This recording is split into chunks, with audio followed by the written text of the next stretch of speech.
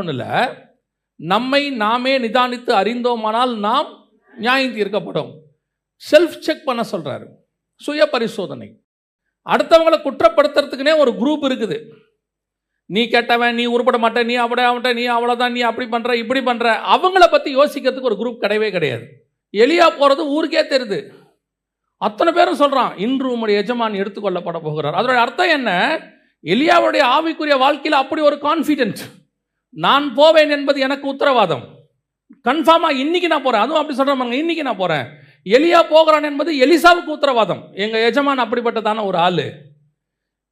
எலியா போகிறது அந்த ஊர்ல இருக்கிற தீர்க்கதரிசிகள் அத்தனை பேரும் சொல்றான், அவன் நீதிமானுங்க, அவன் கன்ஃபார்மா போயிடுவான். நம்மளை பத்தி விடுங்க, நம்மளை விடுங்க, நமக்கு டவுட் நமக்கு இருக்கும், நம்ம போக மாட்டோம், நமக்கே தெரியும், அதை விட்டுருங்க. நம்ம கூட இருக்கிறவங்க சொல்லுவாங்களா? நம்மளை பற்றின சாட்சி நம்ம ஊர்லேயும் இல்லை, நம்மகிட்டையும் இல்லை, கூட இருக்கிறவட்டையும் இல்லை. நம்மளே பரலோகத்துக்கு போமான்னு கன்ஃபர்மேஷன் இல்லை. இப்போ இயேசு என்ன சொல்றாரு? நான் வரும் அளவும் உனக்கு உள்ளதை. இப்போ என்கிட்ட இருக்கா இல்லையானே தெரியலையே, நான் போவேனா போக மாட்டானே தெரியலையே. இயேசு வரும்போது என்னால் போக முடியுமா? அதுக்கு ஏதாவது உத்தரவாதம் இருக்குதா? கையில் ஒரு டிக்கெட்டாக இருக்கா? வீசாவாக இருக்குதா? ஏதாவது இருக்குதா? சரி, ஆவியானவர் வந்துட்டாரு. எப்போங்க பரிசுத்த அபிஷேகம் பெற்றீங்களா? ஒரு 15 வருஷத்துக்கு முன்னாடியே நான் ஆண்டவரை ஏற்றுக்கொண்டேன், 30 வருஷத்துக்கு முன்னாடி ஏற்றுக்கொண்டேன், 40 வருஷத்துக்கு முன்னாடி அபிஷேகம் பெற்றேன். பெற்றீர்கள் இருக்கிறதா? அதுதான் இன்னைக்கு கேள்வி. இன்னைக்கு இந்த அபிஷேகம் கர்த்தர் கொடுத்திருக்கிறதான மிக முக்கியமான கிரீடம் இன்னைக்கு நமக்குள்ள இருக்கிறது. அதனால தான் ஆண்டவர் சொல்றாரு, பற்றி கொண்டுரு. பற்றி கொண்டுனா பிடிச்சிக்கிட்டுன்றாரு, விட்டுறாத, அதை பிடிச்சிக்கோ, நான் வர்ற வரைக்கும் பிடிச்சிக்கோ. The very important thing. இந்த அபிஷேகத்தை இழந்தவர்கள், கர்த்தர் இருக்கும் போதே இழந்தவர்கள், அதோட மேன்மையை தெரியாதவர்கள், பரிசுத்தாவின் அபிஷேகத்தின் மேன்மையை தெரியாதவர்கள். ஒரு கூட்டம் சொல்லுது பரிசுத்தாவியெல்லாம் இல்லை, அப்படிலாம் கிடையாது, அது ஒரு ஆள் தத்துவமே இல்லைன்னு. ஆனால் ஒன்று நாங்கள் சொல்லுகிறோம், பரிசுத்தாவியை பெற்ற நாங்கள் சொல்லுகிறோம், பரிசுத்தாவியானவர் உண்டு. அவர்தான் சபையினுடைய மூத்த போதகராக இருக்கிறார். இவ்வளவு காரியங்களையும் ஆவியானவர் தான் செய்கிறார், வேற யாருமே செய்ய முடியாது.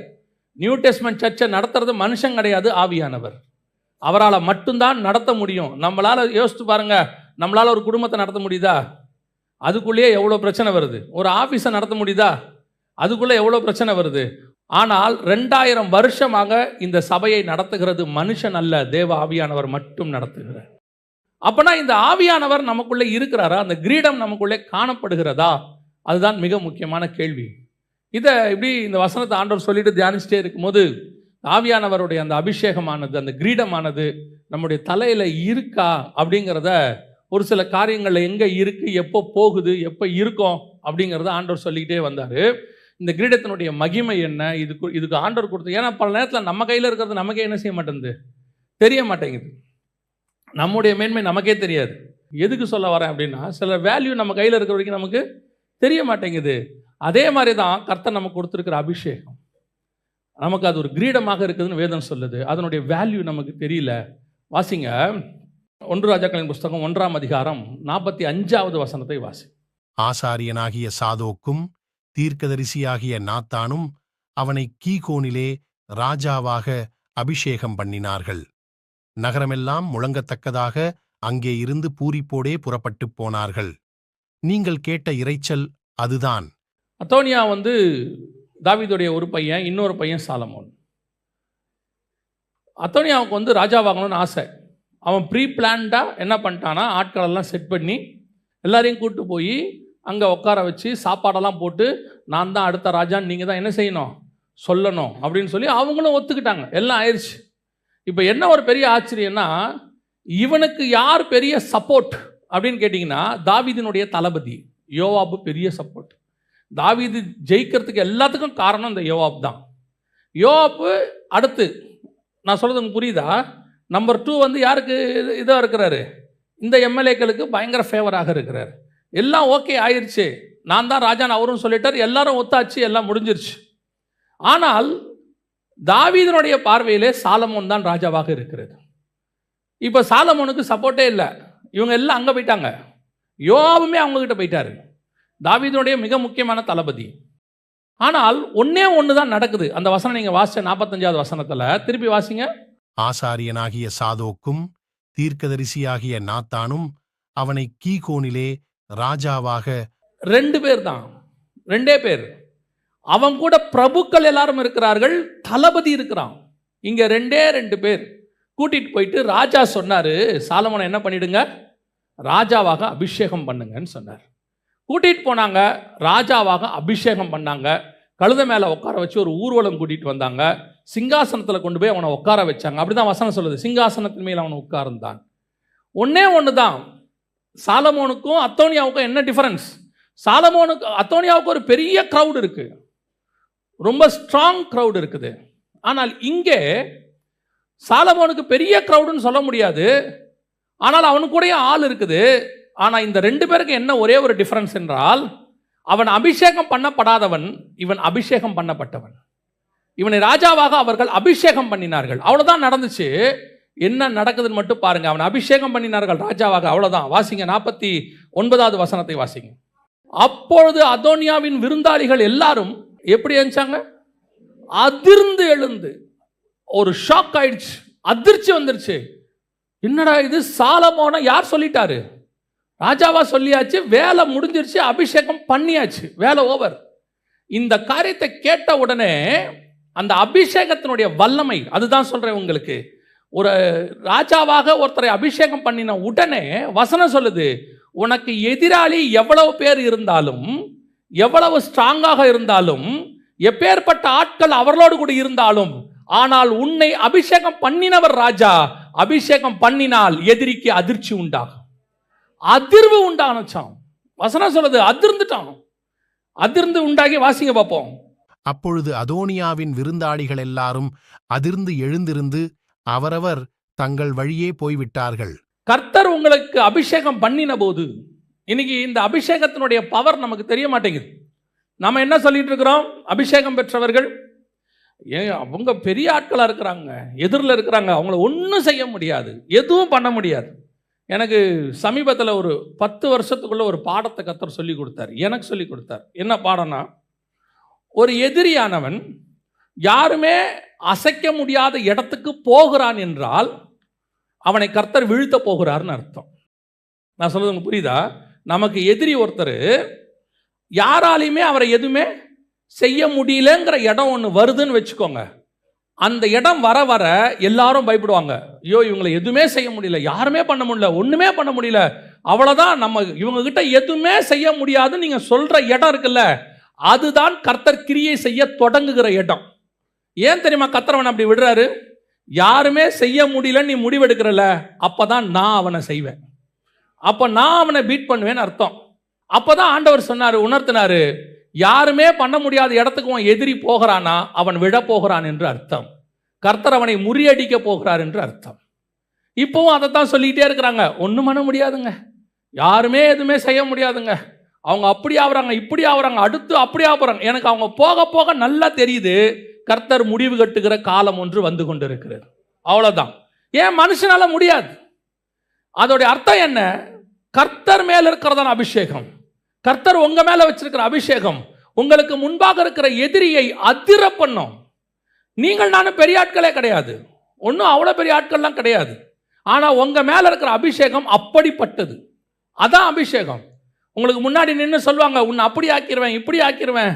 ஒரு நாள் ஒரு பெரிய குரூப் எழும்பி ஊழியத்தை ஒழிச்சிடுவேன் அப்படின்லாம் பேசினாங்க. ஒரு 7 வருஷத்துக்கு முன்னாடி அப்படி பண்ணிடுவேன், இப்படி பண்ணிடுவேன்லாம் சொன்னாங்க. அவங்களோட கம்பேர் பண்ணால் நான் ஒன்றுமே கிடையாது, ஒன்றுமே கிடையாது. ஒரு 10% கூட வரமாட்டேன். ஆனால் ஒரே ஒரு நாள் ஆண்டவர் என்கிட்ட சொன்னார், அவர்கள் உன்னை ஒழிக்க விரும்பலை, உன் ஊழியத்தை ஒழிக்க விரும்புகிறாங்க. அது உன் மேலே நான் வச்ச அபிஷேகம், அதை எடுக்கிற அதிகாரம் எனக்கு தான் இருக்குது, வேற யாருக்கும் இல்லை. நான் சொல்வேன், இந்த 7 வருஷத்துக்குள்ள பேசினவர்கள் அத்தனை பேரையும் கர்த்தர் தலைகீழாக மாற்றி விட்டார். என்னையோ வென்றால் கர்த்தர் கரத்தில் வைத்து பத்திரமாய் பார்த்து கொண்டார். அவ்வளோதான். இதான் அபிஷேகம். உன்னை ஒழிக்கணும்னு நினைக்கிறான்ல, கர்த்தர் அவனுக்கு அதிர்வை உண்டாக்குவார். யாரா இருந்தாலும் சரி, தாவீதின் பையன் அத்தோனியாவா இருந்தாலும் அதான் நிலைமை. நம்ம நினச்சிக்க கூடாது, ஓ ஆண்டவர் கிருபை உள்ளவர், நம்ம போய் முழங்கால் போட்டு கண்ணை மூடி ஜெபம் பண்ணிட்டா கர்த்தர் உடனே அமைதியாயிருவார். இல்ல இல்ல இல்ல, பேசின வார்த்தை கர்த்தருடைய ஜீவ புஸ்தகத்தில் எழுதப்பட்டிருக்கும், ஞாபக புஸ்தகத்தில் இருக்கும். அடுத்தவனை நீ கேவலப்படுத்தணும், அடுத்தவனை ஒழிக்கணும், அடுத்தவனை நாசம் பண்ணணும். சாலமோன் சின்ன பையன், எதுவும் செய்ய முடியாது நீங்க நினைச்சுக்கிட்டீங்க அப்படின்னு. ஆனால் கர்த்தருடைய அபிஷேகம் சாலமோன் மேல் தான் இருந்தது. அந்த அபிஷேகத்துக்கு ஒரு பவர் இருக்குது. அபிஷேகம் பெற்றவனை எதிர்க்கிறதுக்கு முன்னாடி ரொம்ப கேர்ஃபுல்லாக இருக்கணும். அது யாருக்கு தெரியும் தெரியுமா? தாவீதுக்கு தெரியும். சவுல் கெட்டவன் தான், ஆனால் அவனுக்கு தெரியும் இவன் கர்த்தரால் அபிஷேகம் பண்ணப்பட்டவன். சவுல் மோசமானவன் தான், ஆனால் கை மட்டும் மேலே வச்சிடவே மாட்டேன். ஏன் வைக்க மாட்டேன்? அவன் கெட்டவன், ஆனால் அவன் மேலே இருக்கிற அபிஷேகத்துக்கு ஒரு வல்லமை உண்டு. இதுதான் அதிர்வை உண்டாக்கும். ஒருவேளை கர்த்தர் உங்களை அபிஷேகம் பண்ணியிருக்கிறார், உங்களுக்கு விரோதமாக எழும்புவார்கள். உங்கள் ஆஃபீஸில் கூட இருக்கும், உங்கள் குடும்பத்தில் இருக்கும், உங்கள் அண்ணன் தம்பிங்க இருப்பாங்க, உங்களை அப்படியே இல்லாமல் போகணும்னு நினச்சிட்டே இருப்பாங்க. ஆனால் கர்த்தர் உங்கள் மேல் வச்சிருக்கிற அபிஷேகம் அவர்கள் மத்தியில் ஒரு அதிர்வை உண்டாக்கும். அந்த வசனத்தில் இன்னொன்று இருக்கும், ரொம்ப அழகாக இருக்கும். அதுதான் அதில் இருக்கிற ரொம்ப ப்ளஸ் பாயிண்ட். வாசிங்க, 50வது வசனம் வாசிங்க. அதோனியா சாலமோனுக்கு பயந்ததினால், இதான் அடுத்து ரொம்ப முக்கியம். நான் எப்பவுமே இந்த பைபிள் ஃபுல்லாக பார்க்குறேன். கர்த்தர் அபிஷேகம் பண்ணினவனுக்கு அந்த அபிஷேகத்துக்கு ஒரு தன்மை உண்டு. என்னன்னு கேட்டால், எதிரிக்கு பயத்தை உண்டாக்கும். ஒரு பயம் வரும். கர்த்தர் விரும்புகிறது என்ன தெரியுமா? நீங்கள் பயப்படக்கூடாதுன்னு விரும்புகிறார். திருப்பி திருப்பி ஆண்டவர் சொல்றார், பயப்படாதிருங்கள், பயப்படாதிருங்கள், பயப்படாதிருங்கள். ஆனால் உங்கள் மேலே இருக்கிற அபிஷேகம் எதிரிக்கு என்னத்தை உண்டாக்கும்? பயத்தை உண்டாக்கும். நிறைய உதாரணம் இருக்குது பைபிளில். பாருங்க, எலியா ஒரு ஒத்த ஆள் வனாந்தரத்தில் இருக்கிறாரு. ஆனால் எலியா மேலே யாருக்கு பயம் இருக்குது? ஆகாபுக்கு பயம் இருக்குது. எலியா சொல்கிறாரு, என்னை பாரு அப்படிங்கிறாரு. உபதேயா கிட்ட சொல்லி அனுப்புகிறாரு, நீ போய் என்ன செய்ய? எலியா வந்திருக்கிறேன் என்று போய் சொல் அப்படின்னு உடனே அவன் போய் சொல்கிறான். ஆகாப்பு ரதத்தை பூட்டி கொண்டு வந்தான்னு இருக்கு. யோவான் ஸ்நானகன் வனாந்தரத்தில் இருக்கக்கூடிய ஒரு ஆள். ஏரோது கால்பங்கு தேசத்துக்கு அதிபதி. ஆனால் ஏரோது யோவான் ஸ்நானனை கண்டு பயந்திருந்தான். என்ன பயம்? ஏன் பயம்? யோவான் ஸ்நானகனுக்குன்னா பெரிய பீப்புள் பவர் இருக்குதா? பொலிட்டிக்கல் பவர் இருக்குதா? அப்படிலாம் கிடையாது. இயற்கையாகவே அந்த அபிஷேகம் ஒரு பயத்தை எதிரிக்கு உண்டாக்கும். அது உங்களுக்கு சொன்னால் புரியாது. அது உங்கள் மேலே இருக்கிற அபிஷேகத்தினுடைய பவர். அது தானாகவே வரும். எவ்வளோ வீக்கான ஆளாக இருக்கட்டும், அவர் ஒரு போஸ்டிங்கில் உக்காந்துட்டார்னா அவர் மேலே ஒரு பயம் ஒன்று வந்துடும் நமக்கு. அவர் வீக்கானவர், ஆனால் போஸ்டிங் ஸ்ட்ராங்கான போஸ்டிங். ஒரு சர்வாதிகாரி இருக்கிறாரு, ஆனால் வீக்காக தான் இருக்கிறாருன்னு வச்சுக்கோங்களேன். ஆனால் அவர் சர்வாதிகாரியாக இருக்கிறாரு, ஆட்டோமேட்டிக்காக அவர் மேலே என்ன ஒன்று வந்துடும்? ஒரு பயம் ஒன்று வந்துடும். அந்த போஸ்டிங்குடைய பவர். அதே மாதிரி தான் உங்கள் அபிஷேகத்தினுடைய பவர். அது அப்படி இருக்கும். அது எதிரிக்கு ஒரு பயத்தை உண்டாக்கும். அப்போஸ்தலர் நடவடிக்கைகள் 5ஆம் அதிகாரம் 11வது வசனத்தை வாசிக்கும் பார்ப்போம். சபையார் எல்லாருக்கும் இவைகளை கேள்விப்பட்ட மற்ற யாவருக்கும் மிகுந்த பயம். ஏன்? இவன் அடிக்கிறானா, உதைக்கிறானா, குத்துறானா? ஒன்றும் கிடையாது. அவன் மேல் இருக்கிற பரிசுத்த ஆவியானவர் செய்கிற கிரியைகளை பார்க்கும் பொழுது அவர்களுக்கு ஒரு பயம் உண்டாகிறது. 12வது வசனம் வாசிங்க. அப்போஸ்தலருடைய கைகளினாலே அநேக அடையாளங்களும் அற்புதங்களும் ஜனங்களுக்குள்ளே செய்யப்பட்டது. எல்லாரும் ஒருமனப்பட்டு சாலோமோனுடைய மண்டபத்தில் இருந்தார்கள். இந்த அற்புத அடையாளம்லாம் இவங்க மேல நடக்க நடக்க நடக்க இவங்க மேல இருக்கிற அபிஷேகத்துக்கு என்ன வருது? ஒரு பயத்தை உண்டாக்குது ஜனங்களுக்கு. ஆனா இதே பேதுரு 1ஆம் அதிகாரத்திற்கு பரிசுத்தாவின் அபிஷேகத்தை பெறுவதற்கு முன்பதாக வேற மாதிரி இருக்கிறார். யாராவது இயேசுவை பத்தி கேட்டா மறுதளிச்சுட்டு ஓடி போயிடுவார். எதிர்காலத்தை பத்தின பயம். இயேசு அன்னைக்கு நைட்டு தான் அவரை கொண்டு போய் வச்சிருக்கிறாங்க. மறுநாள் முடிவு எடுத்துட்டார். என்ன முடிவு எடுத்துட்டார் தெரியுமா? நான் மீன் பிடிக்க போகிறேன். ஏன்? சாப்பாட்டுக்கு என்னப்பா பண்ணுறது? இல்லை, அவர் தான் சொல்லியிருக்கிறாரு, வழிக்கு பையாகிலும் எதையும் கொண்டு போகாதீங்க, நான் பார்த்துக்கிறேன்னு. அதெல்லாம் சரிதான், இருந்தாலும் சாப்பிடணுமே, போவோம், மீன் பிடிக்க போவோம். எதிர்காலத்தை பற்றின பயம். அவ்வளவு பயந்து பயந்து பயந்து இருக்கக்கூடியதான ஒரு பேதுரு. ஆனால் 2ஆம் அதிகாரத்திலிருந்து நீங்கள் வாசித்து பாருங்க, ஒரு வசனத்தை கூட கூட்டிகிட்டே வருவார். ஒரு வேர்டு வரும், பேதுரு தைரியமாய் எழுந்து தைரியமாய் பிரசங்கிக்க தொடங்கினான். அந்த வேர்டு வந்துகிட்டே இருக்கும். தைரியம் தைரியம்ங்கிற வேர்டு வரும். எதுக்கு தெரியுமா உங்களுக்கு சொல்றேன்? இது பேதுருவுக்கான தைரியம் இல்லை, அவன் பயந்தாங்கொள்ளி. ஆனால் அவனுக்குள்ள இருக்கிற அபிஷேகத்துக்கு அப்படி ஒரு தைரியம் உண்டு. அந்த தைரியம் என்ன செய்யுது தெரியுமா? எல்லாரையும் பயப்பட வைக்குது. என்ன பயத்தை உண்டாக்குது? பிசிக்கல் பயம் கிடையாது. இப்போ போலீஸ்காரர் நிற்கிறாரு, ஆட்டோமேட்டிக்காக உங்களுக்கு பயம் வருது தானே? உங்ககிட்ட ஆர்சி புக் இருக்கு, இன்சூரன்ஸ் இருக்கு, லைசன்ஸ் இருக்கு, ஆனாலும் உங்கள் வண்டி ஸ்லோ ஆகுதா? ஆகுது தானே? ஆனால் நம்ம ஸ்லோ பண்ணும் போதே ஒருத்த வண்டி நிற்காம போகிறானா? போகிறான்ல. நமக்கும் அவனுக்கும் அதான் வித்தியாசம். நமக்கு ஆட்டோமேட்டிக்காக ஒரு பயம் வருதில்ல, அவங்ககிட்ட ஏன் அவன் நிற்காம போகிறான் தெரியுமா? அவங்ககிட்ட எதுவுமே இல்லை. அவனும் இருந்தாலும் நின்று காட்டுவானே. அவன் நிற்காம ஏன் போகிறான்? அவங்ககிட்ட ஒன்றும் இல்லை, ஆனால் அவன்கிட்ட பயமும் இல்லை. எதுக்கு சொல்கிறேன்?